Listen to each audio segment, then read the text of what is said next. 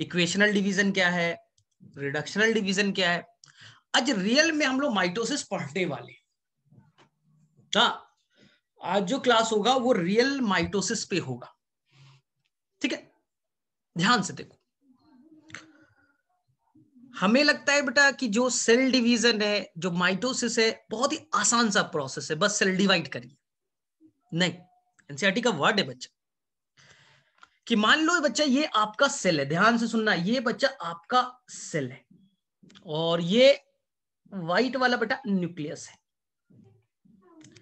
इस सेल को माइटोसिस करना है, इस सेल को बेटा माइटोसिस करना है। तो ध्यान से सुनिए,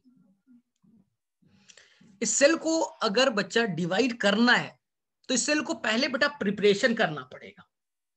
इस सेल को बेटा डायरेक्टली डिवीजन नहीं कराना है, कोई भी सेल बेटा तुरंत डिवाइड नहीं करता। सेल को बेटा पहले उसे प्रिपरेशन करना है। प्रिपरेशन के नाम पे बच्चा उसके सेल के साइज को बढ़ा रहे हैं। देखिए, सेल के साइज को बढ़ाना है।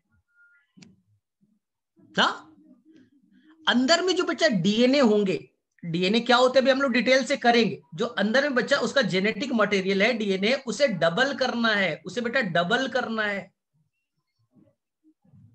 क्योंकि ये सेल डिवाइड होकर के दो सेल बनेगा। ये सेल बच्चा डिवाइड होकर के दो सेल बनेगा, तो दोनों सेल में डीएनए का अमाउंट इक्वल बांटिएगा। अभी डीएनए का अमाउंट मान लीजिए बच्चा एनसीईआरटी में लिखा है 2C, तो जब ये सेल डिवाइड कर जाएगा तो दोनों में डीएनए का अमाउंट इक्वल पहुंचना चाहिए। इसलिए ये सेल प्रिपरेशन के दौरान वो अपने डीएनए के अमाउंट को डबल कर लेगा, ठीक है। सेल के साइज को बड़ा कर लेगा, सेल के साइज को बड़ा कर लेगा, ठीक है। अब ध्यान से देखिए, अंदर में जो सेल ऑर्गेनल्स, मान लीजिए एक सेल है, उस सेल के अंदर बेटा 100 माइटोकॉन्ड्रिया। सोचिएगा, ये सेल है बच्चा, इसके अंदर मान लीजिए 100 माइटोकॉन्ड्रिया है। ये सेल डिवाइड किया और दो पार्ट्स में टूट गया, तो बेटा 50 माइटोकॉन्ड्रिया यहां हो गए, 50 माइटोकॉन्ड्रिया यहां हो गया, 50 और 50। सेल तो लगातार डिवाइड करता है। आपको कल बताया था कि जाइगोट का सेल है, वो बेटा लाखों बार डिवाइड करेगा, इम्ब्रियो बनेगा, फिर वो डिवाइड करेगा, लीवर किडनी में कन्वर्ट होगा। तो सेल तो लाखों बार डिवाइड करता है। तो सोचिए ना, सेल के अंदर में 100 माइटोकॉन्ड्रिया है, डिवाइड किया 50-50 हो गए। फिर से ये सेल डिवाइड करेगा तो इसमें माइटोकॉन्ड्रिया हो गया 25। फिर से ये सेल डिवाइड करेगा तो माइटोकॉन्ड्रिया का नंबर क्या होते जाएंगे, माइटोकॉन्ड्रिया का नंबर क्या होते जाएंगे सर, घटते चले जाएंगे। एक टाइम आएगा कि माइटोकॉन्ड्रिया बेटा 2-3 ही बचेंगे, और सेल को जरूरत कितना है, 100 है। इसलिए सेल को चाहिए, जो सेल डिवाइड करने की कोशिश कर रहा है वो माइटोकॉन्ड्रिया के नंबर को, सेल ऑर्गेनल के नंबर को डबल कर ले, तभी तो इक्वल डिवाइड करोगे। किसी घर में बच्चा एक ही गैस चूल्हा है, एक ही सिलेंडर है, उस घर का बंटवारा कर दे तो बेटा एक के घर में गैस सिलेंडर जाएगा और दूसरे घर में गैस का चूल्हा जाएगा, तो दोनों के घर में खाना बनेगी नहीं।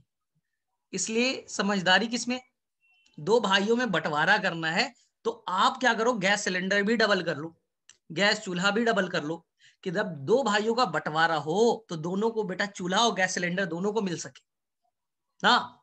यही तो अच्छी चीज है ना। अब एक ही बेड है, अब उसमें बंटवारा कर लोगे तो दूसरा कहां सोएगा भाई, हाँ, दूसरा तो जमीन पे नहीं सोएगा, तो बेड को भी डबल कर लो। इसलिए जो सेल को डिवाइड करना होता है वो बेटा प्रिपरेशन के नाम पे अपने साइज को बड़ा कर लेता है, साइज को बड़ा कर लेता है। दूसरा, अपने डीएनए को डबल कर लेता है, सेल ऑर्गेनल्स को डबल कर लेता है। और ये बच्चा देख लो, अब ये पूरी तरह से सेल रेडी हो चुका है बच्चा, बड़ा होकर के सेल पूरी तरह से रेडी हो चुका है, पूरा प्रिपरेशन कर लिया। अपने अंदर में डीएनए डबल कर लिए, अपने अंदर में सेल ऑर्गेनल्स डबल कर लिया, सेल का साइज बड़ा कर लिया।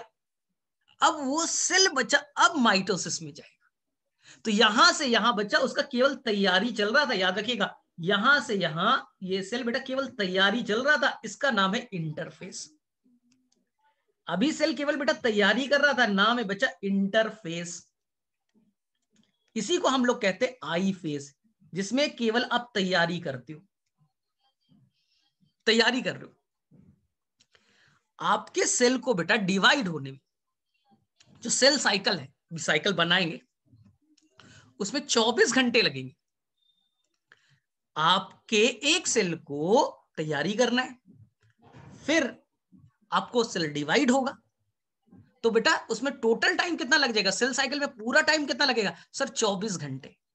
24 घंटे में 23 घंटा बेटा, 24 घंटे में 23 आवर, 23 घंटा, मोर देन 95% टाइम केवल तैयारी में निकल जाएगा बच्चा, इंटरफेज में। इंटरफेज में तैयारी में केवल निकल जाएगा बच्चा, 24 घंटे में से 23 घंटा टाइम केवल तैयारी में निकल जाएगा। साइज बड़ा कीजिए, डीएनए डबल कीजिए, सेल ऑर्गन्स को दुगना कीजिए, और जब सब कुछ प्रिपरेशन हो जाएगा, प्रिपरेशन पूरी तरह से हो जाएगा, तो ये अब जाएगा रियल में आपके माइटोसिस में, जिसे एनसीईआरटी कहेगा एम फेज। अब वो रियल में जाएगा माइटोसिस में, जिसका नाम है एम फेज। एम का मतलब माइटोसिस फेज, ठीक है। तो सेल साइकिल में दोनों पार्ट आ गए। आप केवल माइटोसिस माइटोटिक डिवीजन मत पढ़िए, केवल उस सेल में डिवीजन जो प्रिपरेशन लगा उसको भी तो जोड़िए, दोनों को जोड़िएगा, तब बेटा सेल साइकिल बनेगा, तब आपका सेल साइकिल बनेगा, ठीक है। सर एम फेज में क्या होगा, ध्यान से सुनिए। एम फेज में पहले क्या होगा, एकदम क्लियर। पहले एम फेज में इस सेल में बच्चा, इस सेल में ध्यान से देखना, एम फेज में क्या होने वाला है। इस सेल के अंदर में, इस सेल के अंदर न्यूक्लियस दो पार्ट्स में टूट जाएगा। न्यूक्लियस बच्चा दो पार्ट्स में टूट जाएगा, न्यूक्लियस और न्यूक्लियस दो पार्ट्स में टूट गए, न्यूक्लियस दो पार्ट्स में टूट गया। सेल एक ही है, सेल एक ही है, उसमें बेटा न्यूक्लियस दो पार्ट्स में टूट गए। इस वर्ड को कहेंगे कैरियोकाइनेसिस। इस वर्ड को कहेंगे बेटा कैरियोकाइनेसिस, यानी एक ही राज है। राज बेटा एक ही है, उसमें दो राजा बना दिया गया। न्यूक्लियस मतलब राजा, राज एक ही है, उसमें दो राजा बना दिया गया। प्रोसेस का नाम कैरियोकाइनेसिस। तो एम फेज में पहला पार्ट कौन आया, एम फेज में पहला पार्ट आया बच्चा कैरियोकाइनेसिस, ये पार्ट। अब एक राज में दो राजा हो गए, तब तो लड़ाई कर लेंगे भाई कि नहीं, बंटवारा पूरी तरह से नहीं हुआ, राजा तो दो हैं। तो अब हम लोग क्या करेंगे, इस वाले को अब अंदर के साइटोप्लाज्म का बंटवारा कर देंगे। ये देखिए, ये जो सेल का साइटोप्लाज्म अलग, ये सेल का साइटोप्लाज्म अलग हो जाएगा, यानी बीच से बच्चा अब हम लोग इस तरह से बंटवारा करते जाएंगे। समझ में आया। और अब देखिए आपके दो सेल क्लियर कट दिख गए, अब आपको दो सेल दिख जाएंगे। तो पहले आपको न्यूक्लियस का बंटवारा करना है, कैरियोकाइनेसिस। फिर बच्चा आपके साइटोप्लाज्म का बंटवारा करना है, इसे कहते हैं साइटोकाइनेसिस। साइटोकाइनेसिस, साइटोकाइनेसिस, और ये क्या था, कैरियोकाइनेसिस। इस पूरे को एनसीईआरटी का पहला लाइन है बच्चा, जो सेल डिवाइड करता है ना, उसे सीरीज ऑफ इवेंट से, यानी उसे कई सारे प्रोसेस से गुजरना पड़ता है। अपने अंदर एटीपी बनाना है, प्रोटीन बनाना है, डीएनए बनाना है, सेल ऑर्गेन्स बनाने हैं, उसके बाद में वो बेटा न्यूक्लियस को डिवाइड करेगा, उसके बाद साइटोप्लाज्म को डिवाइड करेगा, और this complete path is called cell cycle. ये पूरा कंप्लीट बचा सेल साइकिल कहलाएगा। हम लोग केवल माइटोसिस माइटोसिस करते रहते हैं, तो माइटोसिस तो यही है, ये एम फेज है, सेल तो यही डिवाइड किया, लेकिन उसके लिए उसे बेटा कितना प्रिपरेशन करना पड़ा, तो आपका माइटोसिस प्लस तैयारी मिला करके सेल साइकिल हो गया। इसी को हम एनसीईआरटी के अकॉर्डिंग एक रिंग के फॉर्म में पढ़ लेते हैं, बहुत आसान सा। ध्यान से सुनिएगा, आप एक साइकिल बना दीजिए, ये एक साइकिल बनाइए, देखिए इसी का नाम है सेल साइकिल, सेल साइकिल। और मान लीजिए ये आपका सेल है, ये बच्चा आपका सेल है, ये सेल है, और ये व्हाइट वाला न्यूक्लियस है। ध्यान से सुनिएगा, इस सेल को डिवाइड करके दो पार्ट्स में टूटना है, सेल डिवीजन, दो पार्ट्स में टूटना है। तो बोलेगा रुको, अभी धैर्य रखो थोड़ा, सेल दो पार्ट्स में टूटेगा, मैं मना नहीं कर रहा हूं, मना नहीं कर रहा हूं, लेकिन उससे बेटा इस सेल को दो पार्ट्स में टूटना है। इस दौरान इसे बच्चा एक साइकिल में जाएगा जिसका नाम है सेल साइकिल। इस सेल साइकिल का 95% टाइम, इस सेल साइकिल का 95% टाइम, देख लीजिए यहां से यहां 95% टाइम सेल बच्चा केवल तैयारी में गुजार देगा। सेल बच्चा 95% टाइम तैयारी में गुजार देगा ना। बोले सर क्या तैयारी? वही बोला कि किसी के घर का बंटवारा करना है तो बेटा गैस चूल्हा डबल कर लो। बंटवारा करना है बेटा, पहले थोड़ा बड़ा मकान तो ले लो, छोटा सा तो मकान है उसमें भी बंटवारा करोगे तो थोड़ा मकान का साइज बड़ा कर लीजिए, पड़ोसी वाला खरीद लीजिए, फिर बंटवारा करना। तो कितना बंटवारा कर रहे हो, बंटवारा करते करते करते लास्ट में तो बेटा कुछ भी नहीं बचेगा। सेल को तो लाखों बार डिवाइड करना है, तो इसलिए हर बार डिवीजन से पहले वो अपने साइज को बड़ा कर लेगा, सेल ऑर्गेनल्स को डबल कर लेगा, खूब सारे एनर्जी स्टोर कर लेगा। ठीक है, तो ये बच्चा जो आपका व्हाइट वाला मैंने यहां से बनाया, आपके एक सेल को ठीक है डिवाइड करना है ना, तो उसे एक साइकिल में जाना पड़ेगा जिसका नाम सेल साइकिल है। सेल साइकिल का 95% टाइम तैयारी में निकल जाएगा जिसका नाम है इंटरफेस, जिसका नाम है बच्चा इंटरफेस। और जब यहां सेल पहुंचेगा बच्चा तो देख लीजिए सेल का साइज बड़ा हो चुका है, सेल का साइज बड़ा हो चुका है। और बड़ा होने के बाद में उसके अंदर में न्यूक्लियस का साइज भी बड़े हो गए, सेल का भी साइज बड़ा, न्यूक्लियस के साइज भी बड़े हो चुके हैं। यही तैयारी था। तो हमने तैयारी को समझने के लिए, हमने बच्चा तैयारी को समझने के लिए फर्दर 3 पार्ट्स में डिवाइड किया है, G1, गैप 1, एक है बच्चा S और एक है बच्चा G2 यानी गैप 2। ध्यान से सबकी डिटेल में जाएंगे लेकिन लॉजिक समझिए।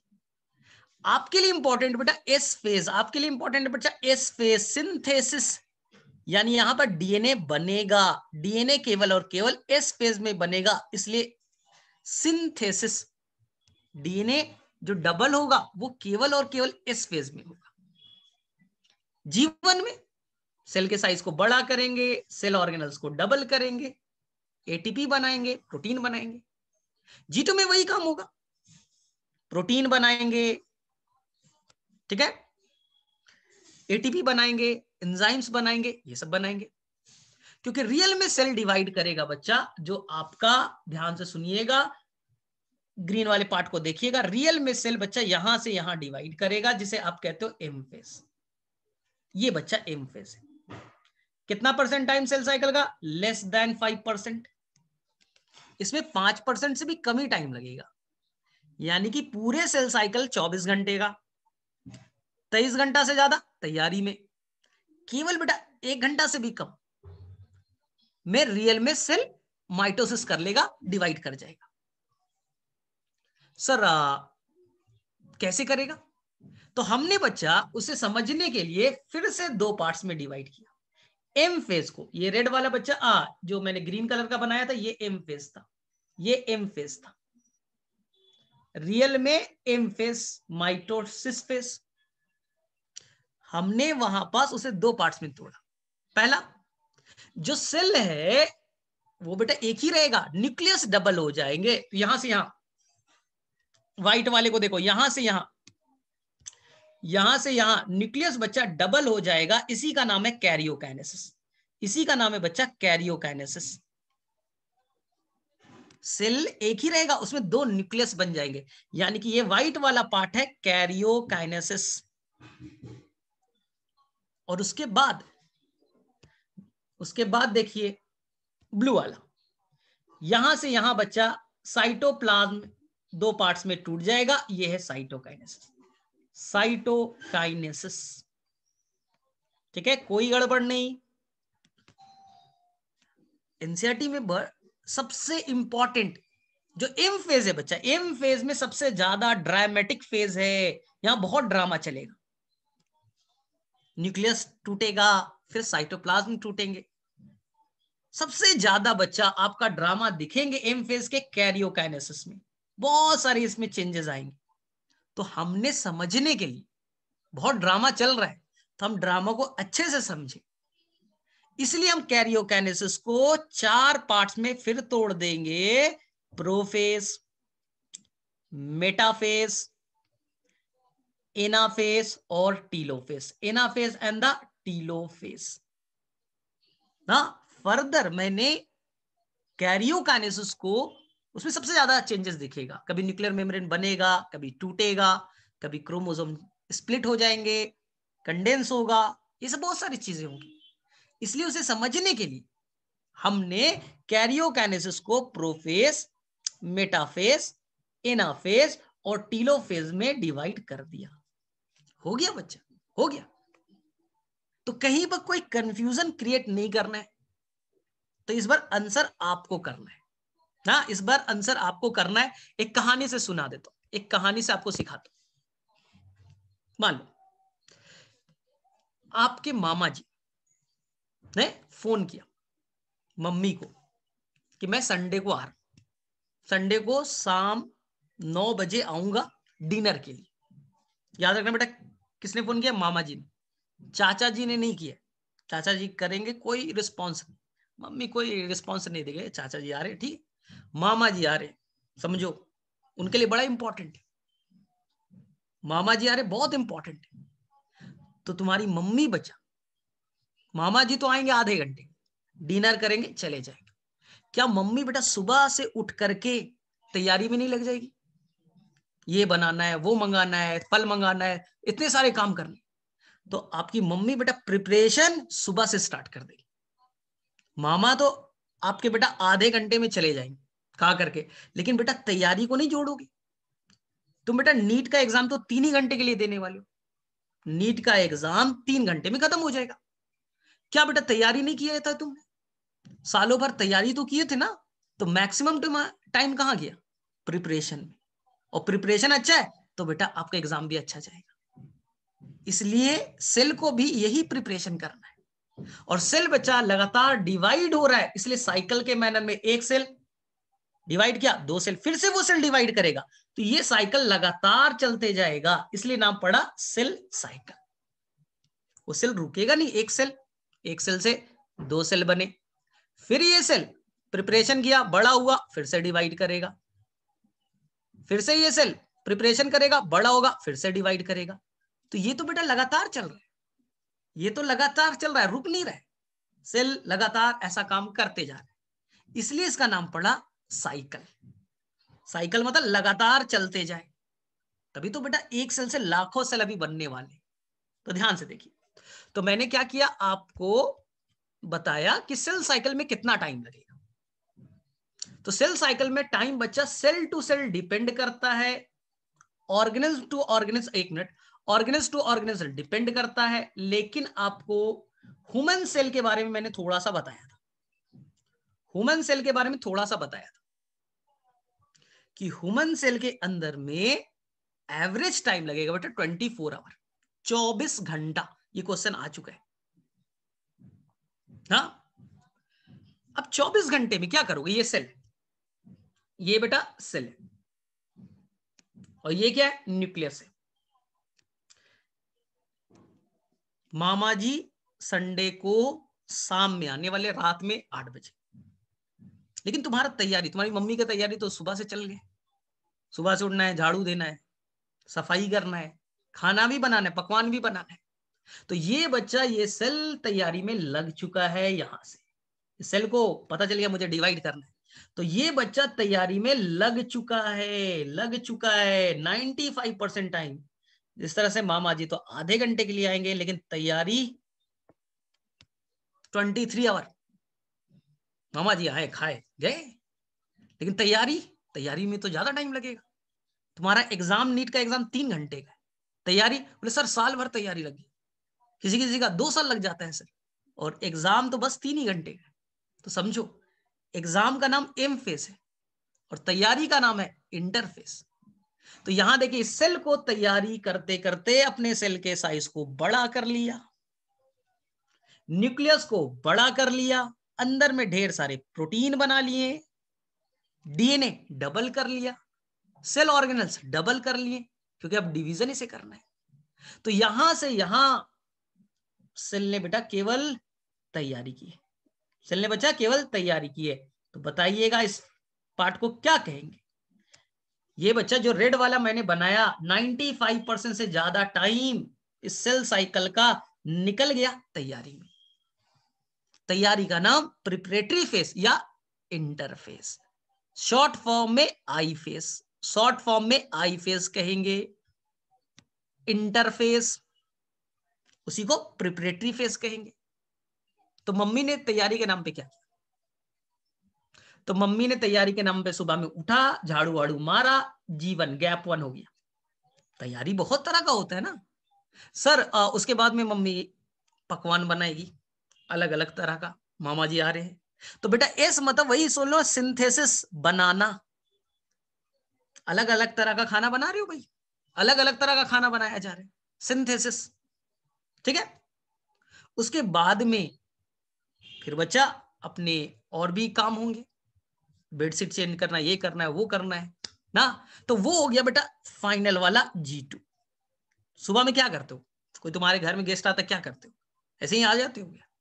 नहीं सर, तैयारी होता है, सुबह से होता है कि सर सुबह में झाड़ू वाड़ू मारना है, सफाई करना है, ये हो गया, फिर खाना वाना बनाना है, ये हो गया, और फिर फाइनल टच दे देते हो, फाइनल टच दे देते हो, क्योंकि अभी मामा जी पहुंचने वाले। तो उससे पहले बेटा तैयारी अच्छी रहनी चाहिए। तो 3 होंगे, बोले ठीक है बेटा। निकल गया तो मेरा 23 आवर, 23 घंटा सेल साइकिल का गुजर चुका है। ठीक है। तो साइंटिस्ट को शुरू में लगता था बच्चा कि इसमें कोई काम नहीं होता। साइंटिस्ट को लगता था बेटा कि ये इंटरफेस ना बेकार का है, यहाँ तो सेल इनएक्टिव रहता है, इनएक्टिव रहता है, सेल के अंदर कोई काम ही नहीं होता। क्या बेटा ये सही काम है? मम्मी को बोले, मम्मी मामा तो आधे घंटे के लिए आए थे, वो आप सुबह से क्या किए? कुछ नहीं किए। तो मम्मी जूता मारेगी, बोले सुबह से देख नहीं रहा क्या क्या किए है। साइंटिस्ट को ये लगता था ये ना डिवाइड कर रहा है ना कुछ कर रहा है, ये तो इनएक्टिव फेज है। तो स्टार्टिंग में साइंटिस्ट का मानना था बेटा आई फेज इनएक्टिव फेज है, यहाँ कुछ काम नहीं होता। लेकिन सोचो बेटा तैयारी तो पूरा हो रहा है ना। अब तुमसे मैं बोलूं ए, बस 3 घंटे का एग्जाम ही तो दिया और कुछ किया इस साल, तो तुम क्या बोलोगे? क्या पागल आदमी भाई, पूरा साल तैयारी की है, पूरा साल बेटा मैंने तैयारी में निकाल दिया, कितना मैंने मेहनत की है, सुबह में उठा, शाम में पढ़ा है, इतना क्वेश्चंस बनाए, तो बेटा तैयारी नहीं किया। और कोई बोलेगा खाली एग्जाम तुमने दिया है, तो ये तो गलत बात है। बेटा आपकी तैयारी इंपॉर्टेंट है, आपने अपने पढ़ाई के दौरान में तैयारी में निकाल दिया maximum time. I face interface clear है? चलिए, अब सेल का साइज बड़ा हो गया, अब में ज्ञान ज्यादा आ गया। सोचिए 1 साल पूरा पढ़ाई किया, ज्ञान बेटा बढ़ गया आपका। अब ज्ञान आपको निकालना है एम फेस में। अब रियल में बेटा सेल यहां से यहां में डिवाइड कर जाएगा, जिसका नाम है एम फेस, जिसका नाम है एम फेस। अब एम फेस का मतलब समझ में आया? रियल माइटोसिस यही है जो आप बोलते हो ना, माइटोसिस मियोसिस, यही है बच्चा M phase, mitotic phase. Real में सेल यहां डिवाइड कर जाएगा। तो सेल साइकिल का मतलब है division plus interphase. Cell cycle में दोनों पार्ट आ गए, तैयारी भी आ गया, इंटरफेस भी आ गया, और सेकंड क्या आ गया भाई? रियल में जो डिवीजन माइटोटिक फेज भी आ गया। दोनों को मिला दीजिए तो सेल साइकिल। ठीक है। अब क्या करेंगे? अब एम फेज में बच्चा 2 काम होगा। सबको पहले बता दिया, एम फेज में पहले सेल के अंदर में सेल बेटा एक ही रहेगा, ध्यान से देख लो, बना देता हूं फिगर। सेल एक ही रहेगा, उसके अंदर में न्यूक्लियस 2 हो जाएंगे, उसके अंदर में न्यूक्लियस 2 हो जाएंगे। तो बताइए क्या हुआ? सेल एक ही है, उसके अंदर न्यूक्लियस का नंबर 2 हो गए। तो यहां से यहां के पार्ट को बताइए क्या कहा जाएगा?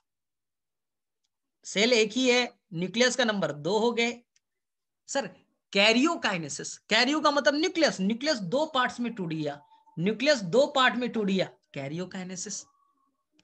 हाँ, एक राजा था, उसने उसके 2 बेटे, 2 बेटे कैरियोकाइनेसिस। अब दोनों बेटों में बेटा राज बांटना है। तो राजा को मालूम है तो ये राज बांट देंगे तो आधा आधा हो जाएगा भाई, इसलिए राजा चालाक था, उसने बेटा पहले राज को बड़ा कर लिया। वो मालूम है राज बांट देंगे तो आधा आधा हो जाओगे भाई, फिर इन लोग अपना बंटवारा कर लेगा, इसके बच्चे होंगे इनका बंटवारा होगा, तो धीरे धीरे तो बेटा चूहा भर का हो जाएगा मेरा राज। तो इसने क्या किया बेटा, यही चालाकी है तैयारी के नाम पे, इसने अपने राज को बेटा बड़ा कर लिया, दोगुना कर लिया, दो बेटों को बांटूंगा आधा आधा मिलेगा बड़ा बड़ा। तो यही बेटा तैयारी यही है। अब दो बेटे, तो ये हो गया बेटा आपका कैरियोकाइनेसिस, ठीक है। और अब बच्चा ये सेल तो यहां से निकल चुका था, ये सेल तो अब यहां से निकल चुका है ना, सेल यहां से तो निकल चुका है, दो न्यूक्लियस दो पार्ट्स में टूट गए। अब क्या होगा सोचिए, अब हो जाएगा बेटा ये सेल दो पार्ट्स में टूट जाएगा, ये सेल बेटा दो पार्ट्स में टूट जाएगा, साइटोकाइनेसिस, साइटोकाइनेसिस, साइटोकाइनेसिस। आ गया समझ में? तो यहां से यहां के पार्ट को कहेंगे साइटोकाइनेसिस, साइटोकाइनेसिस। साइटो का मतलब साइटोप्लाज्म और काइनेसिस का मतलब टूटना। साइटोप्लाज्म जो फ्लूइड पार्ट है वो दो पार्ट्स में टूट गया, क्योंकि मेन चीज वही होता है, वहां प्रोटीन है, एंजाइम है, सब कुछ तो वही चलेगा। और यहां के पार्ट को क्या कहा, कैरियोकाइनेसिस। कैरियोकाइनेसिस को समझने के लिए, क्योंकि मामा जी बच्चा एम फेज में आएंगे, मामा जी जैसे ही आए तो बेटा लड्डू मिल रहा है, तो आइसक्रीम मिल रहा है, तो कोल्ड ड्रिंक मिल रहा है, बहुत ड्रामा चल रहा है। मामा जी अब खाए ना कि ड्राई फ्रूट भी मिल रहा है, बहुत ड्रामा चल रहा है। तो मैंने जब तक मामा जी डिनर टेबल पे थे तो ड्रामा को मैंने चार पार्ट्स में डिवाइड कर दिया, 1 2 3 और 4। हाँ, जब तक मामा जी बेटा कहां पास है, डाइनिंग टेबल पे हैं, तो बेटा मस्त पकवान पे पकवान मिलते जा रहे हैं, कभी ये आ रहा है कभी वो आ रहा है, तो मैंने उसी को डिवाइड करके कह दिया profess, metaphase, anaphase, telophase. Clear? तो सबसे ज्यादा ड्रामा आपको दिखेगा डाइनिंग टेबल पे, इसी को आप इतना सर प्रोफेज हो गया, मेटाफेज हो गया, एनाफेज हो गया, टीलोफेज हो गया, फिर साइटोप्लाज्म का डिवीजन हो जाएगा, साइटोकाइनेसिस हो गया। बोले सर अब कितने सेल बने, दो, इस सेल को बोलना है फिर से मैं करूंगा, चल रहे भाई तू फिर से चल जा, तू फिर से डिवाइड कर जा, दो सेल बन जा। सर फिर से दो बन गए, फिर से दोनों सेल अब आगे बढ़ेगा, फिर से सेल साइकिल में जाएगा। तो ये बेटा कंटिन्यूअस चल रहा है, ये बेटा कंटिन्यूअस चलते जा रहा है, चलते जा रहा है, चलते जा रहा है, साइक्लिक मैनर में, साइक्लिक मैनर में चलते जा रहा है, इसलिए इसका नाम पड़ा साइकिल। तो मेरे से यहां तक किसी बच्चे को कोई कंफ्यूजन नहीं होना चाहिए, कोई कंफ्यूजन क्रिएट नहीं करना है, एनसीईआरटी का फिगर क्लियर हो गया। अब देखिए ध्यान से, इसी चीज को मैंने बच्चा इस सेल साइकिल को, चलिए बताइएगा, अब आंसर कीजिएगा। मेरा बेटा लीवर का सेल है, सेल साइकिल में कितना टाइम लगेगा, चलो फटाफट। मेरे अंदर में ह्यूमन सेल है बच्चा, मैं ह्यूमन सेल से बना हूं, तो मेरे सेल में जो सेल साइकिल चलेगा कितना टाइम लगेगा, ह्यूमन सेल है, सेल साइकिल में, तो आंसर करके आइएगा 24 आवर, 24 घंटे, 24 घंटे लगेंगे। तो बेटा सेल साइकिल में दो पार्ट होता है, हम लोग केवल माइटोसिस माइटोसिस केवल पढ़ लेते हैं, नहीं, माइटोसिस तो छोटा पार्ट है, मेन उसका प्रिपरेशन है, मेन उसका प्रिपरेशन है। तो सेल साइकिल में जो 24 घंटे चले उसका मोर देन 95% टाइम, यानी 24 घंटे का 23 घंटे से ज्यादा का टाइम निकल चुका है, कहां, तो सर तैयारी में। बोलिए इसका क्या नाम है, 24 घंटे में जो 95% टाइम चला, बोलिए तैयारी का नाम क्या था, फटाफट बोलिए। उसका नाम था इंटरफेस, आई फेस। इसलिए क्वेश्चन आता है आई फेज को हम लोग प्रिपरेटरी फेज भी कह सकते हैं, बोलेगा यस। अपना एग्जाम का तैयारी करो ना, कर रहे हो ना तैयारी, तो ये बेटा तुम्हारा इंटरफेस है, ये आपका इंटरफेस है। एग्जाम दीजिएगा 3 ही घंटे का होगा, टेंशन मत लीजिए, तैयारी में पूरा टाइम निकलेगा। तो तैयारी में क्या पढ़ोगे बेटा, फिजिक्स, केमिस्ट्री, बायोलॉजी, तो पढ़ लीजिए, G1, गैप 1, एस और गैप 2 तैयारी के नाम पे। जैसे आपने 3 सब्जेक्ट पढ़ा, इसने भी बेटा 3 सब्जेक्ट की पढ़ाई की। मेन बेटा एस फेज है, मेन एस फेज है, क्योंकि डीएनए का सिंथेसिस होगा, डीएनए बनेगा, ये बेटा मेन है।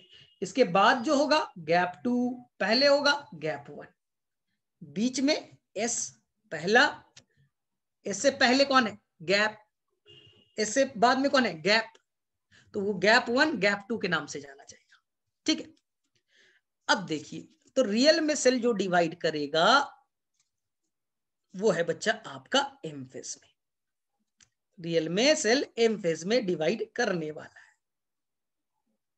ठीक है, डिवीजन कहां होगा एम फेज में। लेकिन डिवीजन बेटा 2 तरीके से होता है, ऐसा नहीं कि पहले जो सेल है सेल अकेला रहेगा, न्यूक्लियस 2 पार्ट्स में टूट जाएंगे, तो नाम कैरियोकाइनेसिस, नाम कैरियोकाइनेसिस याद रहेगा। न्यूक्लियस का 2 पार्ट्स में टूटना कैरियोकाइनेसिस याद कीजिए बच्चा।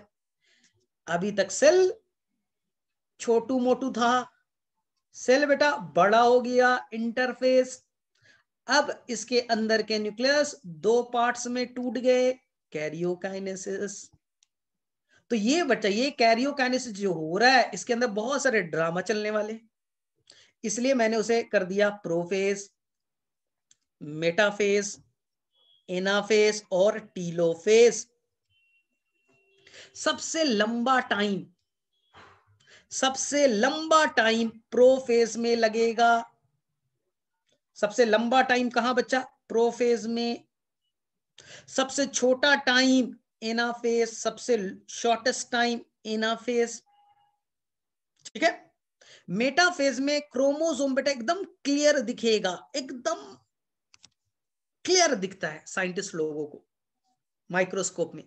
तो अगर आपको क्रोमोसोम के नंबर को पढ़ना है, उसका स्टडी करना है, तो आप मेटाफेज को कंसीडर कीजिएगा। प्रोफेज लॉन्गेस्ट सबसे लंबा, एनाफेज सबसे छोटा, मेटाफेज में क्रोमोसोम पूरी तरह से मोटा, कंडेंस्ड और विजिबल हो जाएगा, एकदम क्लियर दिखेगा। तो क्वेश्चन आएगा, आपको माइक्रोस्कोप का स्टडी करना है, मॉर्फोलॉजी पढ़ना है, बाहरी बनावट पढ़ना है, नंबर काउंट करना है, तो मेटाफेज। शेप नहीं बचा, बाहरी स्ट्रक्चर देखिए, नंबर देखिए, शेप नहीं। क्रोमोसोम के कई सारे शेप होते हैं, शेप आप एनाफेज में पढ़िएगा, क्यों मैं बताऊंगा। शेप नहीं बचा, शेप पढ़ेंगे हम लोग एनाफेज में, क्यों ऐसा होता है मैं बताऊंगा आगे जैसे जैसे क्लासेस बढ़ेगी। ठीक है, फिर टेलोफेज आ गया।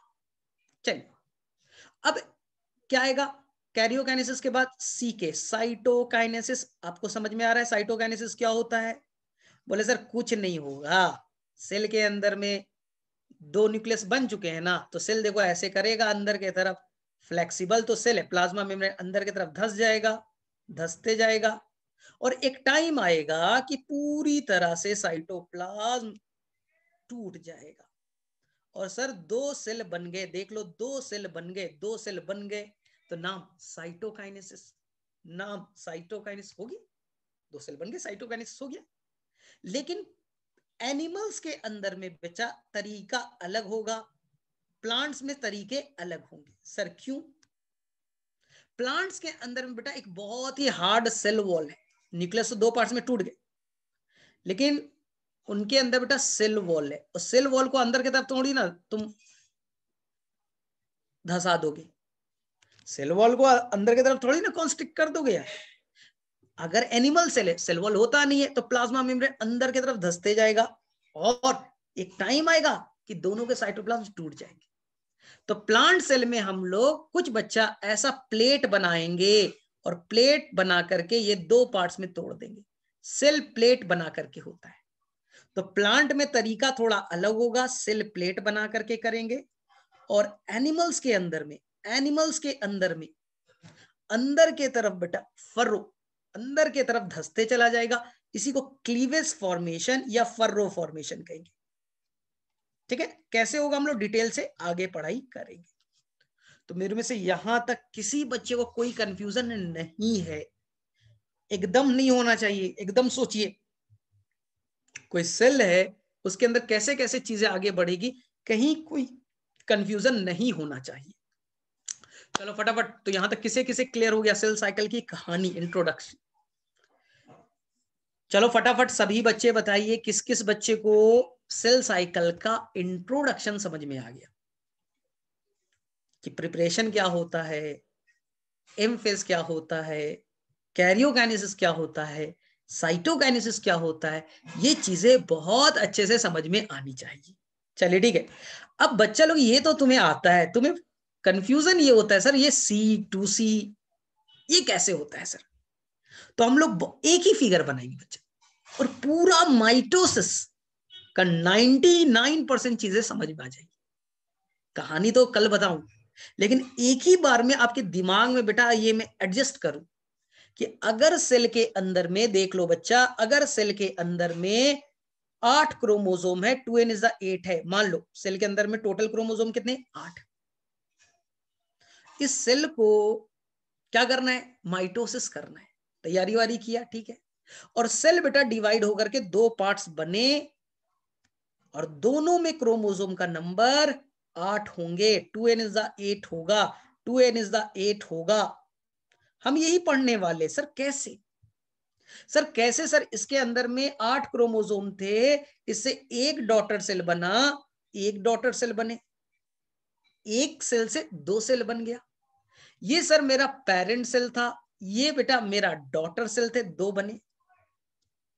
सर पेरेंट सेल और डॉटर सेल का नंबर सर 8 8 कैसे सेम रह गए, देख लीजिए सर, पेरेंट सेल और डॉटर सेल के नंबर सेम कैसे रह गए सर, इक्वेशन सेम कैसे रह गया, क्योंकि माइटोसिस को हम लोग कहते हैं बेटा इक्वेशनल डिवीजन।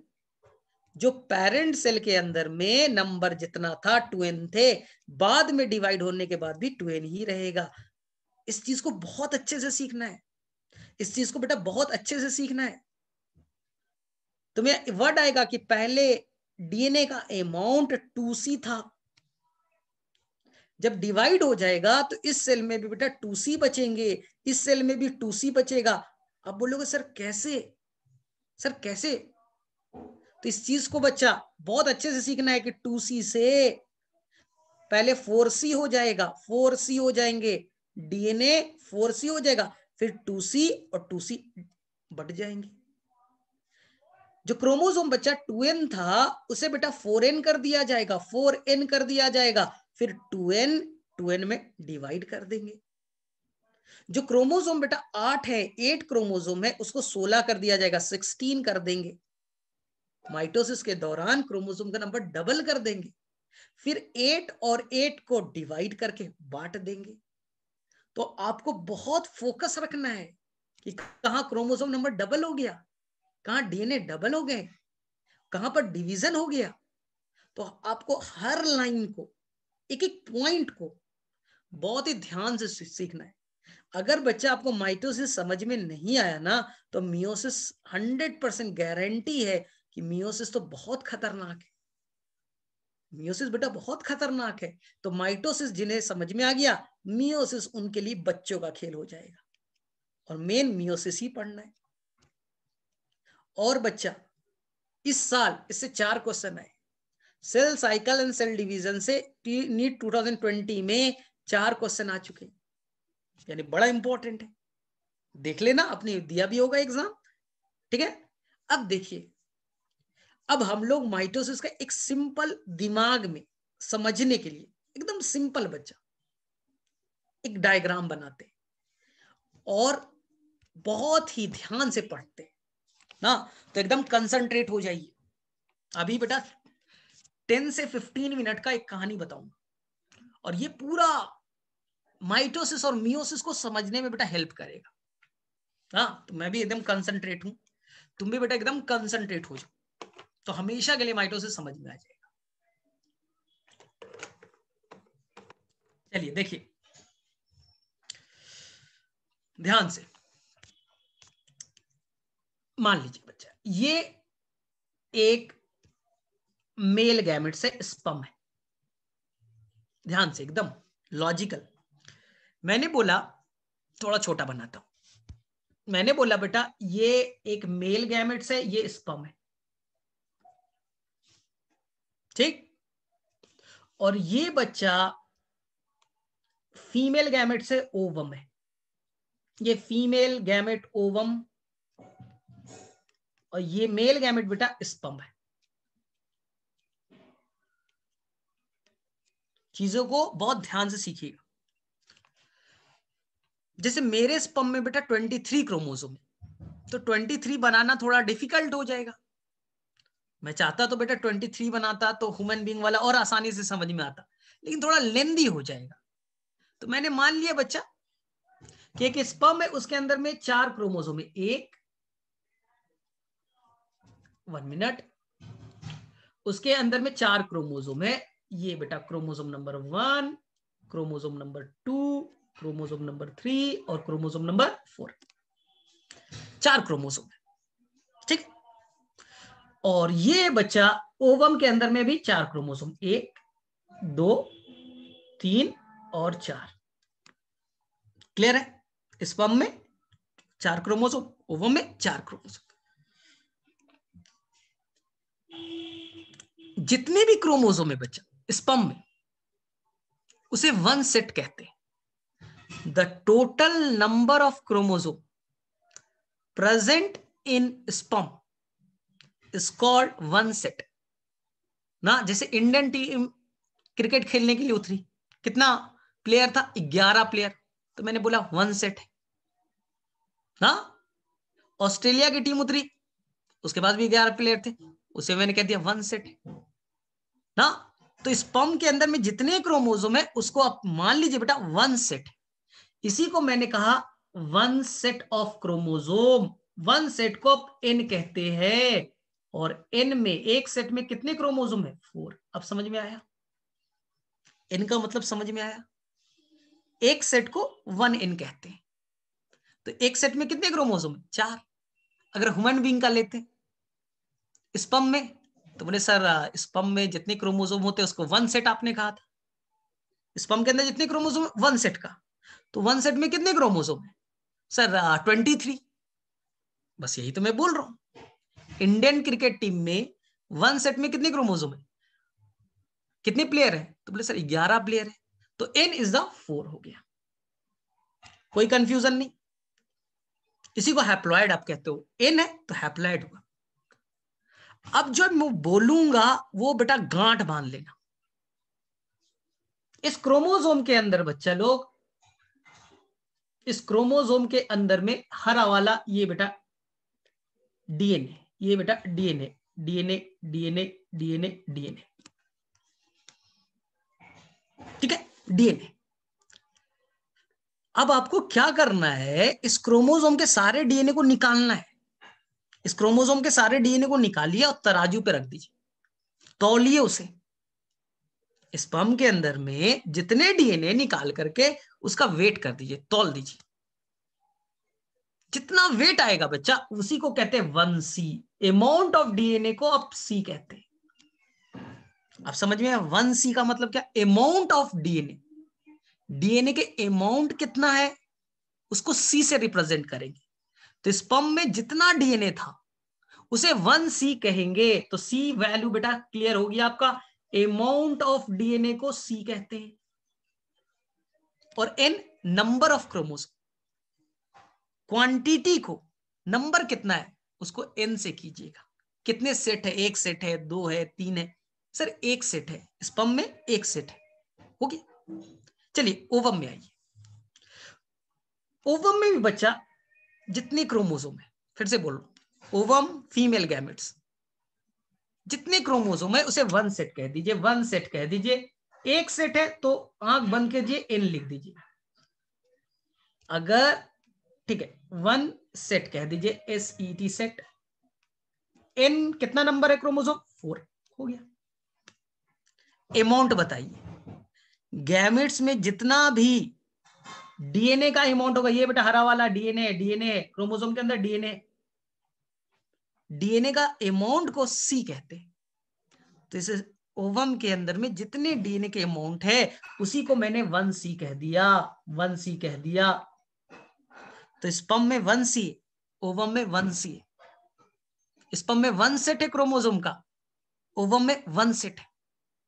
अब इन्हीं दोनों के फ्यूजन से जाइगोट बनता है, इन्हीं दोनों के फ्यूजन से बच्चा आपका फॉर्मेशन हुआ है, आप बच्चा बन गए जाइगोट, आप बच्चा बन गए जाइगोट। अब समझ में आया?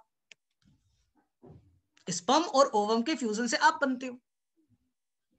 अब सोचिए थोड़ा दिमाग खोल करके, जो जाइगोट बना, 1 मिनट, ठीक है, जो जाइगोट बना, जो जाइगोट बनेगा उस जाइगोट के अंदर में कितने सेट होंगे? तो बोलेंगे सर सिंपल तो है, एक सेट सर आपके स्पर्म से आया था, 1 2 3 और 4। अब एक सेट आ गए आपके ओवम से, एक सेट आ गए ओवम से। अब बताओ बच्चा लोग कितने सेट हो गए?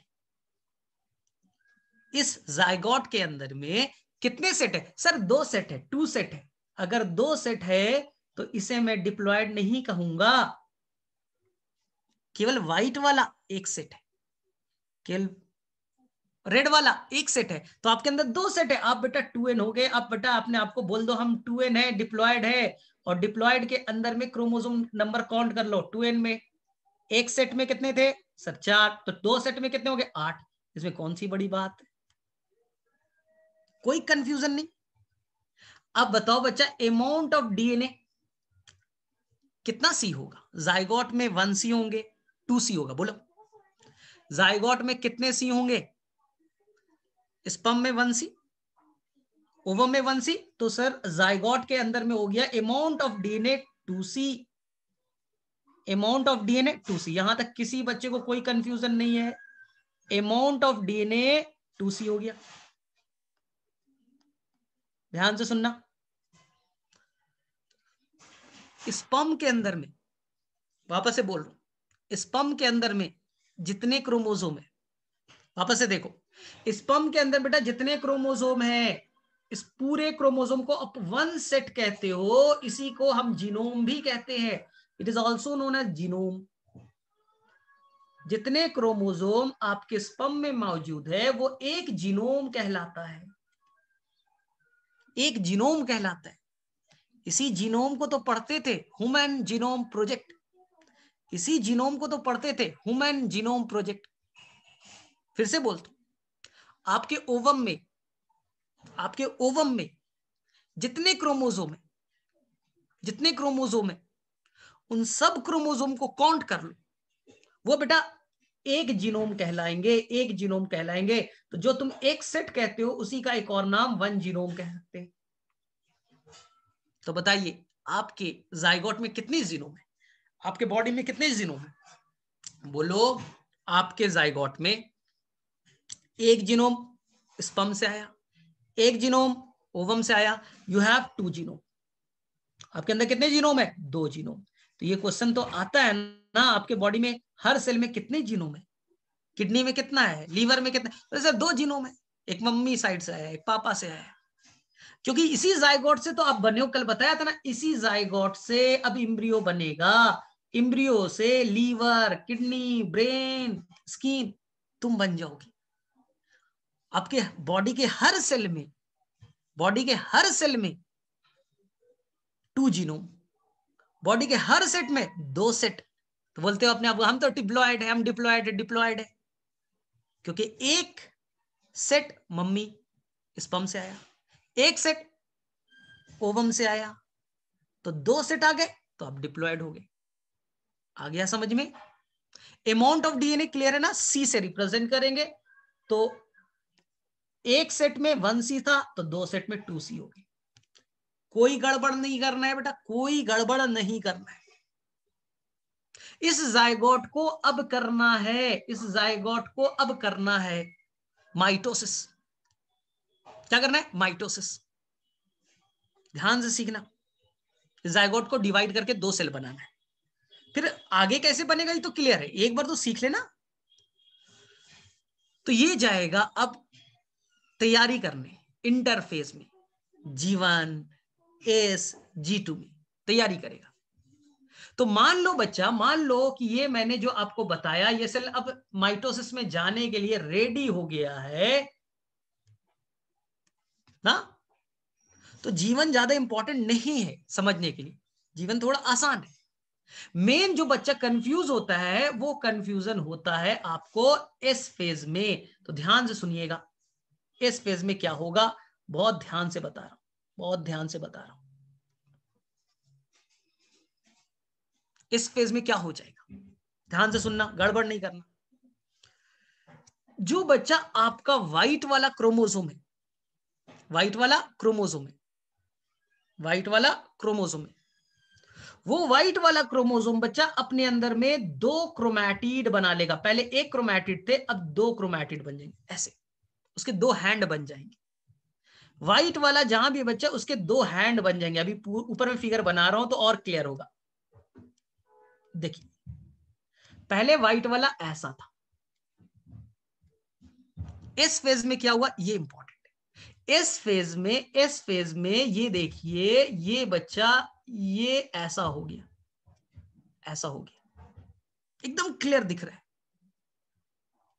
जो आपका जीवन में था, मान लो बेटा ये जीवन है, अब ये सेल को डिवीजन में जा रहा है, जीवन को क्रॉस किया, अब ये एस में चला गया, तो जीवन और एस को कंपैरिजन करते हैं।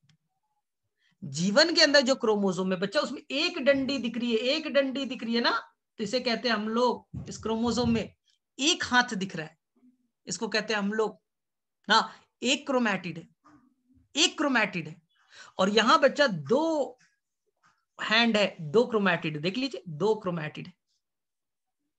तो क्रोमोसोम के अंदर में बच्चा, क्रोमोसोम के अंदर में कितने क्रोमैटिड हो गए सर, हर क्रोमोसोम में देखिए सर दो क्रोमैटिड हो गए, दो क्रोमैटिड हो गए, दो क्रोमैटिड हो। इसी तरह से रेड वाला है, रेड वाला भी अपने आप को डबल कर लेगा, यानी एक क्रोमोसोम है उसके दो हाथ हो गए, दो क्रोमैटिड हो गया। देख लो यहां बना देता हूं फिर से, देखो ये रेड वाला था, रेड वाला था एक क्रोमैटिड, अब वो रेड वाला उसके बन गए दो क्रोमैटिड, दो क्रोमैटिड। जो मैं बोलूंगा बहुत ध्यान से फोकस करना, बहुत ध्यान से बच्चा, यहां पर 99% बच्चा गलती करता है। ध्यान से जीवन को देखो बच्चा और एस को देखो, क्रोमोसोम का नंबर कितना हो गया एस में, पहले जीवन में काउंट करते हैं, 1 2 3 4 5 6 7 और 8। कितने क्रोमोसोम है, 8 है।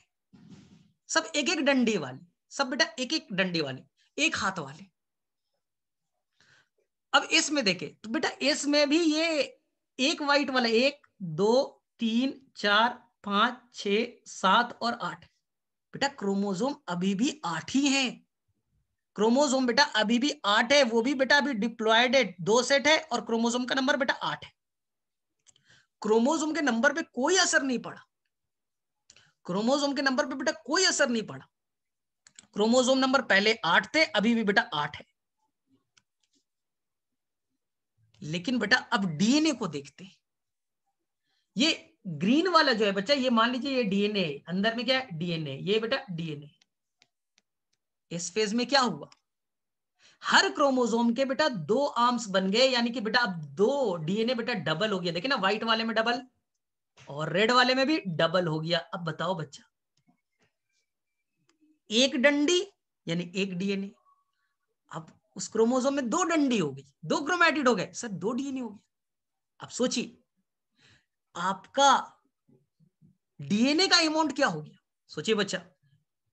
क्रोमैटिड के अंदर में क्या होता है डीएनए, क्रोमैटिड डबल हो चुके, क्रोमैटिड डबल हो चुके, हर क्रोमैटिड में डीएनए है, हर क्रोमैटिड में डीएनए। तो सोचो डीएनए का अमाउंट हो गया 4C, डीएनए का अमाउंट डबल हो गया। क्रोमोसोम का नंबर अभी भी 8 है, डीएनए का अमाउंट डबल हो गया, क्योंकि डीएनए ने अपना एक नया हाथ बना लिया। डीएनए क्रोमोसोम ने बेटा एक नया हाथ बना लिया, दो हाथ हो गए तो डीएनए दो हो गए, ऐसे समझो। अब बच्चा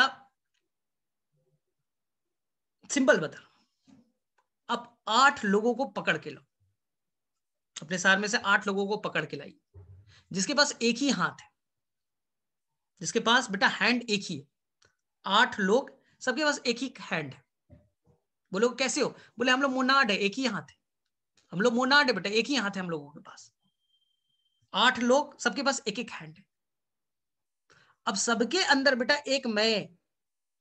एक आर्टिफिशियल हाथ जोड़ दूं, सब इंसान के अंदर एक एक आर्टिफिशियल हाथ जोड़ दूं। अब मैं बोलूंगा कितने लोग हैं तुम्हारे पास, तो बोले सर 8 ही लोग हैं।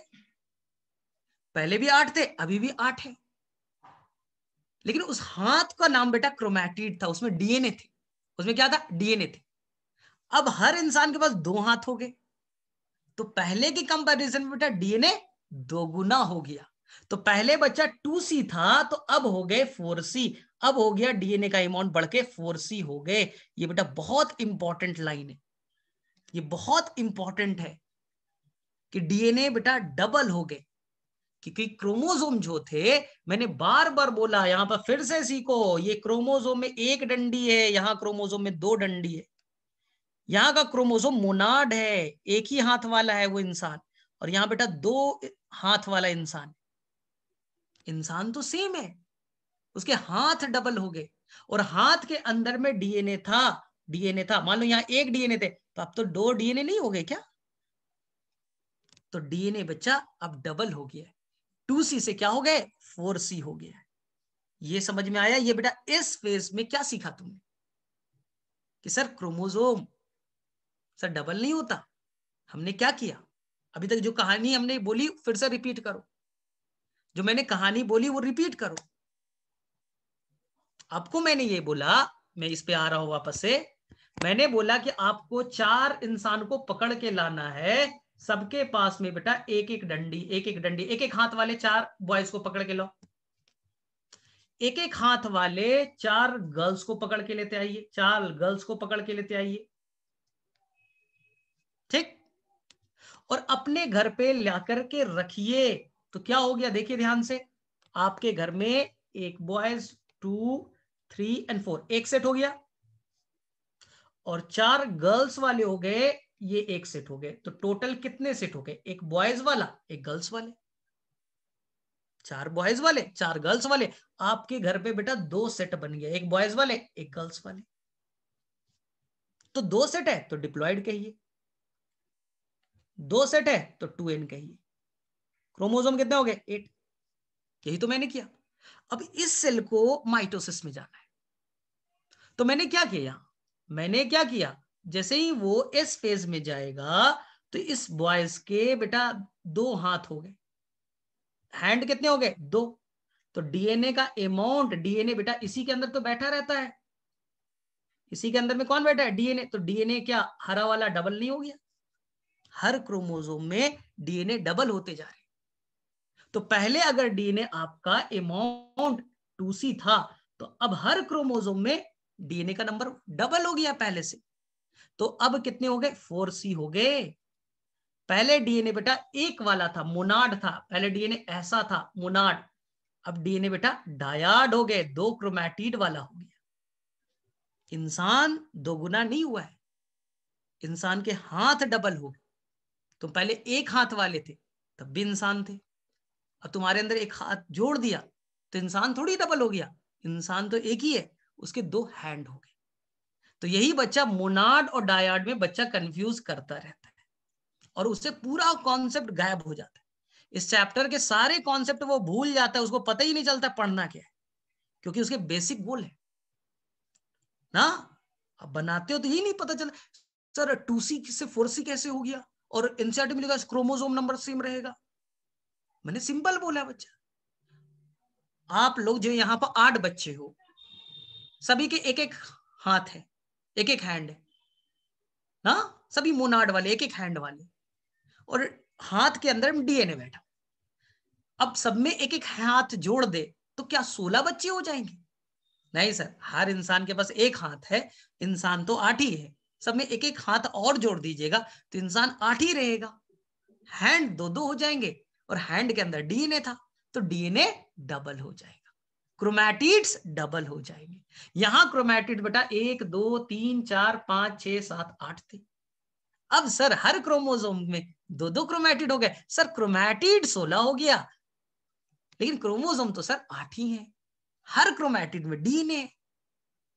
तो मान लीजिए पहले 8 डीएनए का मॉलिक्यूल था, अब 16 क्रोमैटिड है तो 16 डीएनए हो गए। डीएनए डबल हो चुका है, क्रोमैटिड डबल हो चुके, क्रोमोसोम सेम है। तो ये याद रखिएगा, कंफ्यूज नहीं होना है। अब देखो, अब इसे आगे ले चले। अब इसे बेटा जाएगा G2 में। G2 बेकार है, G2 बेकार है, छोड़िए आगे, हम लोग बाद में G2 को पढ़ेंगे। अभी हमें एक बेसिक कॉन्सेप्ट पिक करना है, रियल में माइटोसिस में होता क्या है। अब आएगा बच्चा प्रोफेज, इसे भी छोड़िए, हम बेटा डायरेक्टली इंटर कर रहे हैं मेटाफेज में। ध्यान से सुनना, मेटाफेज बहुत इंपॉर्टेंट है। हमने बेटा इस फेज पे बहुत ज्यादा स्ट्रेस दिया क्योंकि डीएनए डबल हो रहे थे, क्रोमैटिड्स डबल हो रहे थे, हर क्रोमोसोम के 2 आर्म्स बन गए। G2 अभी बेकार है, प्रोफेज बेकार है। हमें बेटा मेनली पढ़ना होता है मेटाफेज, तब तुम्हारे दिमाग में क्लैरिटी आएगी। और बहुत ध्यान से पढ़िएगा, थोड़ा बड़ा करता हूं मेटाफेज को, बहुत ध्यान से पढ़ना है। ये तो आज इंट्रो कर रहे हैं, फिर हम लोग सबके डिटेल में जाएंगे। ध्यान सुनिए, मेटाफेज में सारे क्रोमोसोम बेटा जो 8 क्रोमोसोम है ना, ये 1 2 3 4, 4 इधर वाले और 4 बच्चा जो आपकी मम्मी से आया था, ओवम से आया था, ये 4 क्रोमोसोम बच्चा इक्वेटर पे अरेंज हो जाएंगे। इस चैप्टर में बेटा इक्वेटर और पोल 2 वर्ड आएगा, बहुत आसान है। देखिए ये सेल है, ये बेटा पोल कहलाएगा, ये पोल है, ये पोल है, ये दोनों पोल है। और जो बीच से बच्चा, ये बीचों बीच से जो कट करेगा, ये बेटा इक्वेटर होता है। ये क्या होता है? इक्वेटर। ध्यान से सुन लीजिए, बीच इक्वेटर, और इस साइड वाला पोल, इस साइड वाला पोल होते हैं। तो ये इस चैप्टर में कई बार यूज किया जाएगा, तो कंफ्यूज नहीं होना है। अर्थ पढ़ा है ना, अर्थ का साउथ पोल नॉर्थ पोल पढ़ा है, बीच में इक्वेटर होते हैं, बीच में equator, north pole south pole पढ़ा है ना, बस वैसे ही। तो यहां पास बच्चा पोल पे कुछ स्पेशल स्ट्रक्चर बनता है जिसे सेंट्रोजोम कहेंगे, पढ़ेंगे डिटेल से, अभी तो इंट्रो पार्ट कर रहे हैं। कुछ सेंट्रोजोम होते हैं, उनमें रस्सी बनता है बच्चा, और ये रस्सी बच्चा जाकर के क्रोमोजोम से बाइंड कर जाएगा। इस रस्सी का नाम होता है स्पिंडल फाइबर, इस रस्सी का नाम है स्पिंडल फाइबर। तो यहां जो 8 क्रोमोजोम थे, सभी 8 क्रोमोजोम स्पिंडल फाइबर से बाइंड हो गए। अगर आपका सेल होता तो आपके अंदर 46 क्रोमोजोम है, आपके अंदर में 46 क्रोमोजोम है, तो बच्चा सारे क्रोमोजोम इक्वेटर पे 46 अरेंज हो जाते। मेटाफेज की सबसे बड़ी पहचान, सारे क्रोमोजोम इक्वेटर पे अरेंज हो जाएंगे। अगर 100 क्रोमोजोम है तो 100, यहां पर मैंने 8 लिया है तो 8 को अरेंज कर दिया। और ये बच्चा जो पोल है वो रस्सी बनाएगा, स्पिंडल फाइबर। क्या कहलाएगा? Spindle fibre. ये रस्सी जाएगा और क्रोमोजोम से जाके बाइंड कर जाएगा, ये रस्सी बच्चा क्रोमोजोम से बाइंड कर जाएगा, ये रस्सी क्रोमोजोम से जाके बाइंड कर जाएगा। ध्यान से सुनना, आपको एनसीईआरटी में ऐसे फिगर मिलेंगे। कैसे हुआ है? ध्यान से देखो, ये आपका जो क्रोमोजोम बना था, ये आपका क्रोमोजोम जो बना था, ठीक है ना, तो इस पार्ट को बच्चा, इस पार्ट को हम लोग कहते हैं सेंट्रोमियर। सेंट्रोमियर, हाँ, सेंट्रोमियर के बाहर में कुछ प्रोटीन्स पाए जाते हैं, आपको बताऊंगा, काइनेटोकोर नाम का, भूल जाइए, कुछ प्रोटीन है, बस सिंपल याद है, कुछ प्रोटीन होते। तो हर क्रोमोसोम, ये तुम हो, हाँ, और तुम्हारे पास कितने हाथ है? 2 हाथ है, 2 क्रोमैटिड है। तो बच्चा इधर से एक स्पिंडल फाइबर जाके जुड़ जाएगा और इधर से एक स्पिंडल फाइबर जुड़ जाएगा। एनसीईआरटी का वर्ड है बच्चा कि जो क्रोमोसोम बीच में रहेंगे इक्वेटर पे, उसके कितने क्रोमैटिड्स है? 2। तो एक ऊपर वाले पोल के स्पिंडल फाइबर से, एक नीचे वाले स्पिंडल फाइबर से जुड़ जाएगा। यानी आपके दोनों हाथ को मैंने रस्सी से बांध दिया, सिंपल, अपने बारे में सोचो, आपके पास दो हाथ है, दो क्रोमैटिड, इस हाथ को नीचे वाले पोल के रस्सी ने बांधा, इस हाथ को ऊपर वाले पोल के रस्सी ने बांधा, तो हर क्रोमोसोम दो स्पिंडल फाइबर से जुड़ जाएगा, जुड़ जाएगा। आ रहा है कुछ समझ में? मतलब कि अगर आप अपना सेल ले लें तो आपके अंदर 46 क्रोमोसोम है, हर क्रोमोसोम के दो दो हाथ है, सबको मैंने इक्वेटर पे खड़ा कर दिया और रस्सी एक ऊपर पोल से एक नीचे पोल से ले गया, एक हाथ से नीचे वाले पोल से, एक हाथ ऊपर वाले पोल से, हर क्रोमोसोम के दोनों बच्चा, दोनों क्रोमैटिड एक एक स्पिंडल फाइबर से जुड़ गए। ये बेटा मेटाफेज की कहानी है। तो मेटाफेज में क्या याद रखना है, सारे क्रोमोसोम एक प्लेन पे अरेंज हो जाते हैं जिसका नाम इक्वेटर है, इक्वेटर है, और दोनों पोल से रस्सी बनता है जिसका नाम स्पिंडल फाइबर है, और दोनों जाके क्रोमोसोम से चिपक जाएगा, दोनों साइड से, एक ऊपर से एक नीचे से। अब एनाफेज में आपको समझ में आ चुका है क्या होने वाला है। रस्सी को बच्चा दोनों तरफ से खींचना है, रस्सी को दोनों तरफ से खींचना है, रस्सी को दोनों तरफ से खींचिए, तुम्हारे दोनों हाथ को बांध दो, एक नीचे से एक ऊपर से, क्या होगा तुम्हारा?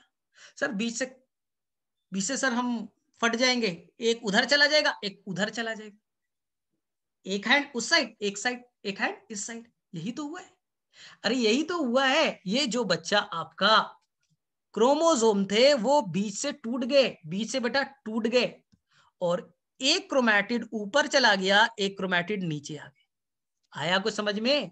आपने इतना तेजी से खींचा कि क्रोमोसोम, जो बच्चा दो क्रोमैटिड थे वो दोनों बेटा बीच से टूट गए, हर क्रोमोसोम बीच से टूट जाएगा।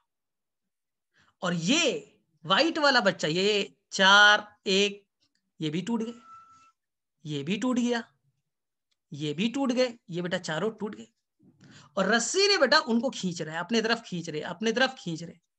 अब समझ में आ रहा है एनाफेज में क्या चल रहा है? जो आपके क्रोमोसोम थे जिसमें दो क्रोमैटिड थे वो बेटा टूट चुके, इस दो क्रोमैटिड आप ही के थे, नाम था सिस्टर क्रोमैटिड, खींचा, एक सिस्टर क्रोमैटिड ऊपर एक नीचे, तो हर क्रोमोसोम दो पार्ट्स में टूट गया, दो पार्ट्स में टूट गए। इसी तरह से यहां पर जगह की कमी है, बना रहा हूं,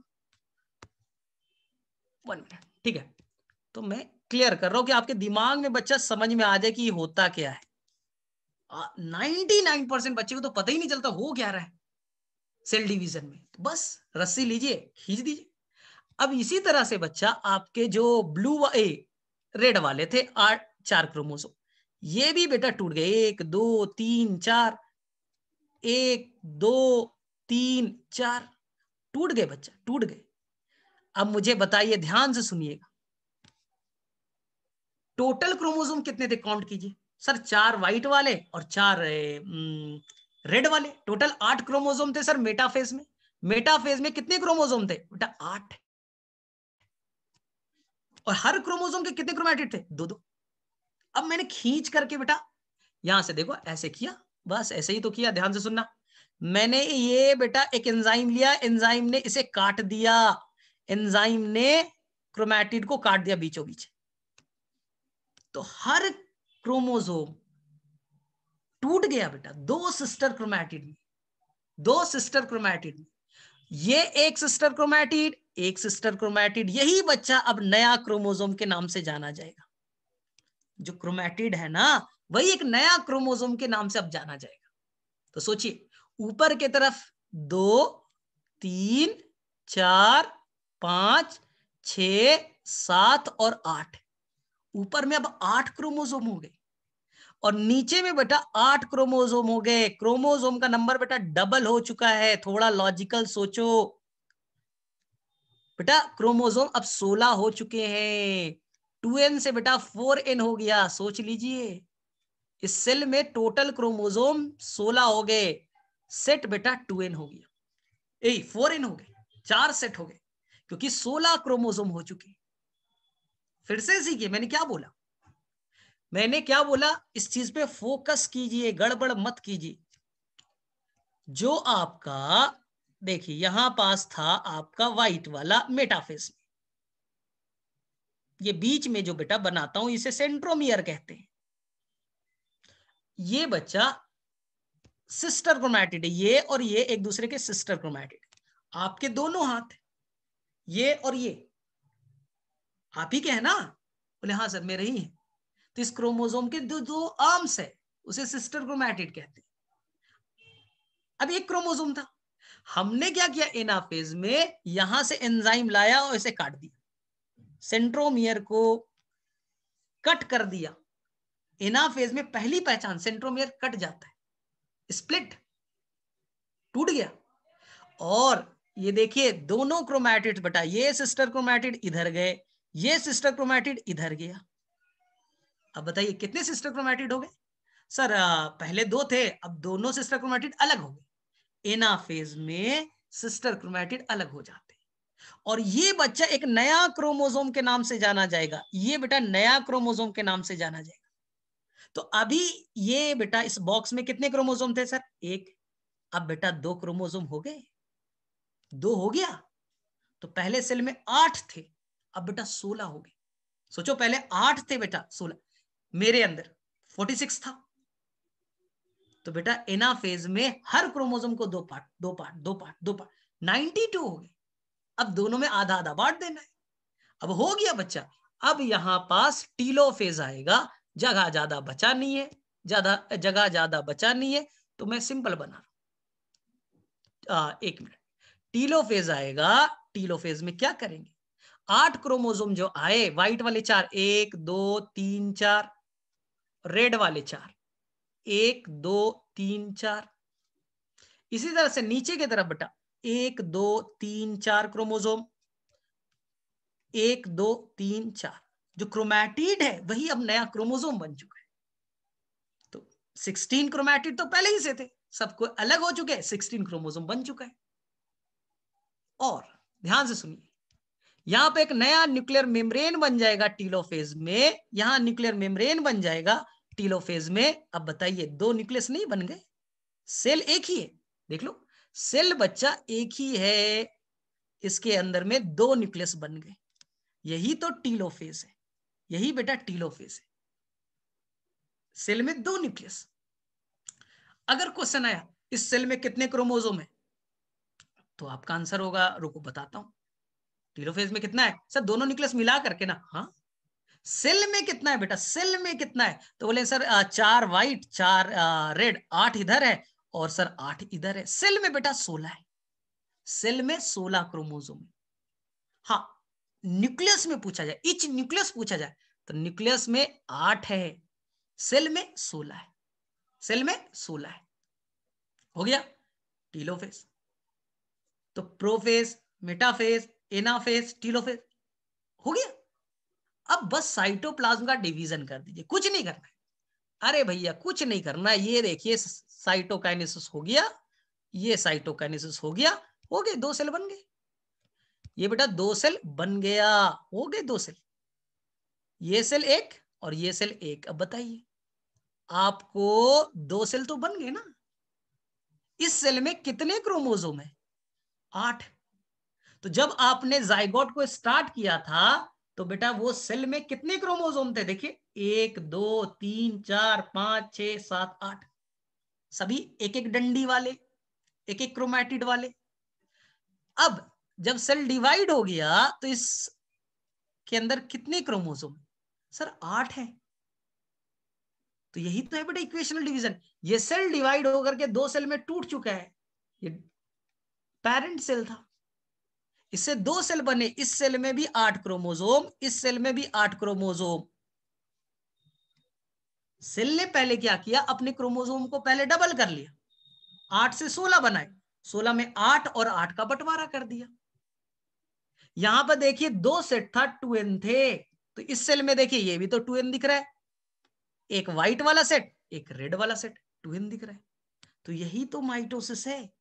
अगर लॉजिकल आप चलोगे तो चीजें बड़ा क्लियर है, उसमें कोई कंफ्यूजन नहीं है। अब इसी में बच्चा मोटा दिमाग लगा देता है कि सर प्रोफेज में क्या क्या होगा। अरे भाई जो पहले कॉन्सेप्ट है जो ये कॉन्सेप्ट था जिसे तुमने समझा नहीं कि 2n इज द 46 क्रोमोसोम थे, ये सेल ने डिवाइड किया और 2 सेल बने, दोनों में 46 कैसे पहुंचा ये बच्चा तो सीखता ही नहीं, और बस वो रटे मारे हुआ है कि मेटाफेज में ये हुआ, इनाफेज में ये हुआ। बेसिक कॉन्सेप्ट तो गोल है, तो मियोसिस समझ में नहीं आता। तो मैंने क्या बोला, इस सेल के अंदर में जो 46 क्रोमोसोम है इसको पहले डबल करो, जो भी क्रोमोसोम है उसको डबल करा दो, उसके बाद तोड़ो, तो 46 क्रोमोसोम का डबल हो जाएगा, 92 हो जाएंगे। फिर 46 बांट देंगे। पहले सेल के अंदर में वो डिप्लॉयड था, 2n थे, 2 सेट था, अगर 4 सेट कर दो तो 2 सेट और 2 सेट बांटना तो डिफिकल्ट नहीं है ना। यही तो मैंने किया है, यही तो मैंने किया और हो गया। पहले आपके अंदर में डीएनए का अमाउंट 2c था, इस सेल के अंदर में कितने थे 2c, हमने इस फेज में 4c कर 2c और 2c बांट दिया, 2c और 2c बांट दिया, हो गया। तो यही बच्चा लॉजिकल पढ़ोगे तो ठीक है, ना तो फिर वही रट्टा मारते रहो, सर मेटाफेज में ये हो गया, एनाफेज में ये हो गया ना। ये अगर तुमने बेटा ध्यान से पूरा स्लाइड देखा होगा तो लाइफ में कभी भी कंफ्यूजन नहीं होगा। माइटोसिस में लाइफ में कभी कंफ्यूजन नहीं होगा। तुम्हारे अंदर का मैं बता देता हूं, एकदम सिंपल सी कहानी। तुम्हारे अंदर में क्या हुआ है ह्यूमन बीइंग में, ध्यान से सुनना। स्पर्म के अंदर से आए थे 23 क्रोमोसोम, पापा के साइड से, मम्मी के साइड से आए 23 क्रोमोसोम। सिंपल वर्ड में समझना है तो आप 23 बॉयज को पकड़ के लेते आइए, 23 गर्ल्स को पकड़ के लाइए। हर बॉयज का एक हैंड होना चाहिए, हर गर्ल्स का एक हैंड होना चाहिए। अब दोनों अगर फ्यूज करेंगे तो यहां कितना बनेगा, 23 स्पर्म से, 23 ओवम से, ये बन गया 46 बन गए। यही तो बेटा डिप्लॉयड हो गया। तुम्हारे अंदर में मान लीजिए 46, तुम्हारे घर में 46 लोग हैं और सभी लोग का एक एक हैंड है, एक एक हैंड है, सभी बेटा मोनाड वाले थे, मोनाड वाले थे। तो आपको क्या करना है, मैंने क्या बोला, इस फेज में दो दो हैंड हो जाएंगे, इस फेज में क्या हो जाएगा, दो दो हैंड वाले हो जाएंगे। पहले मैं एक एक हैंड वाले, आपके पास 46 लोग थे, अब दो दो हैंड वाले 46 लोग हो गए। अब सबके हैंड को काट दीजिए, पहले आप इक्वेटर पे अरेंज कीजिए 46 लोगों को, इस इक्वेटर पे सभी 46 क्रोमोसोम को अरेंज कर दीजिए, ऐसे अरेंज कर दिया 46 को। अब यहां से क्या करना था, स्पिंडल फाइबर रस्सी बनाना था, रस्सी बनाना था और रस्सी बना करके क्रोमोसोम से जोड़ना था। ये कहानी कहां की थी, मेटाफेज की। एनाफेज में बस 2 लाइन याद रखना है, एक एंजाइम लीजिए और इसे काट दीजिए, हर क्रोमोसोम 2 पार्ट्स में टूट गया, हर क्रोमोसोम 2 पार्ट्स में टूट गए, 2 क्रोमैटिड्स में टूट गया। तो टोटल क्रोमैटिड्स कितने हो सर, 92। अरे ये बेटा हर क्रोमैटिड्स एक नए क्रोमोसोम के नाम से अब जाना जाएगा, 1 2 3 4 5 लिया था, तो बेटा ये नया क्रोमोसोम हो गया। तो आपके पास 92 अब नए क्रोमोसोम बन गए, और फिर 92 को 46 और 46 में डिवाइड कर दो। यही कहानी है, और ये बच्चा समझता नहीं, बच्चे को बस रटना होता है। दिक्कत क्या है ना कि तुम लोग लॉजिकल चीजों को अगर क्लियर करोगे तो हमेशा याद हो जाएगा, लेकिन तुम्हें रटना पसंद है कि सर प्रोफेज में क्या हुआ, मेटा में क्या हुआ, एना में, तो बेटा कॉन्सेप्ट होता नहीं है क्लियर। ये तो पहले 2 साल तुमने भी पहले पढ़ा, वो कॉन्सेप्ट रियल में सीख नहीं पाते, कि बस आपको याद करना है यहाँ पर अर्ली प्रोफेज में, लेट मेटाफेज में क्या हुआ, तो एक बार तुम्हारे दिमाग में बैठ गया ऐसे ही होना है। अब इसी को कहानी के फॉर्म में लिखना है, इसी को कहानी के फॉर्म में लिखना है कि जितने क्रोमोसोम हैं मेटाफेज में इक्वेटर पे आ जाएंगे, सबके पास 2 2 हाथ है। अपने बारे में सोचो ना, तुम्हारे पास 2 हाथ है, मेटाफेज में खड़ा कर दिया, इस हाथ को एक रस्सी से, एक हाथ को एक रस्सी से बांध दिया, एनाफेज में खींच लिया, तो तुम्हारा बॉडी दो पार्ट्स में टूट गया, दो पार्ट्स में टूट गया। हर बॉडी पार्ट एक नया क्रोमोसोम बन जाएगा। जो आपके क्रोमैटिड अलग हो गए, ये एक नया क्रोमोसोम, नीचे वाला एक नया क्रोमोसोम, तो टोटल 92 क्रोमोसोम हो गए।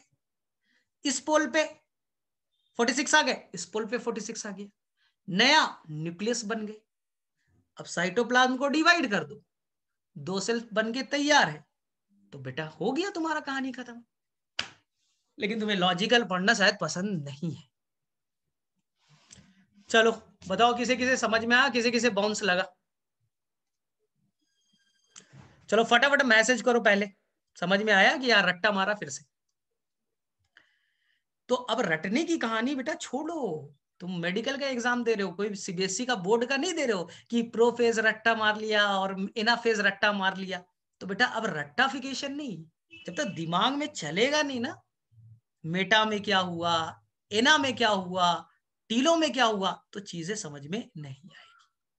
तो एकदम कहानी सिंपल है कि आपके सारे क्रोमोसोम को इक्वेटर पे अरेंज कर दो, मेटाफेज, एनाफेज में खींच करके तोड़ दो, क्रोमोसोम डबल कर दो, टीलोफेज में 46 एक एक पोल पे चले गए, सेल में दो न्यूक्लियस बन गया, इधर 46 इधर 46 हो गए, और अब साइटोप्लाज्म को काट दो, दो सेल बन गए, इसमें 46 उसमें 46।